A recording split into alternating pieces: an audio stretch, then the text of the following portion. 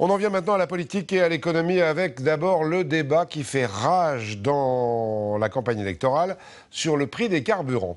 On le sait, on vous le disait cette semaine, plus près d'1,60 € le litre pour le samplon 98, 1,55 € pour le samplon 95. Faire le plein coûte donc une fortune, d'où le débat dans la campagne. François Hollande propose de bloquer le prix de l'essence et de relancer la fameuse TIPP flottante, la taxe qui change en fonction du cours du pétrole. Le gouvernement répond que ce serait totalement inefficace. Deux avis, il est donc intéressant de faire les comptes avec Servan Hadron et Ludovic Romanas. Regardez 93. C'est pas possible, je vais avoir un trou là. 94 € au final. Le même plein lui coûtait 70 € il y a 2 ans. Les automobilistes sont asphyxiés et montrent du doigt l'État. Il y a 85% de taxes qui vont à l'État. Je sais pas, 70%. 70%. C'est beaucoup. En fait, l'État prélève en moyenne 60% de taxes sur un litre de samplon 95. 45% pour la seule TIPP, taxe intérieure sur les produits pétroliers. Résultat, pour un litre à 1,50 €, 86 centimes d'euros reviennent à l'État, soit 15 centimes de plus qu'il y a 2 ans. Les taxes coûtent plus cher que la matière première.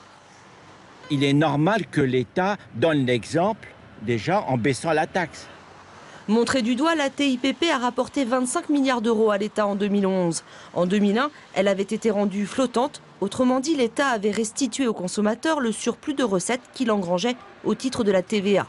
Résultat, elle n'avait fait baisser les prix à la pompe que de 2%. Il faut faire un prix fixe, sinon on va pas s'en sortir.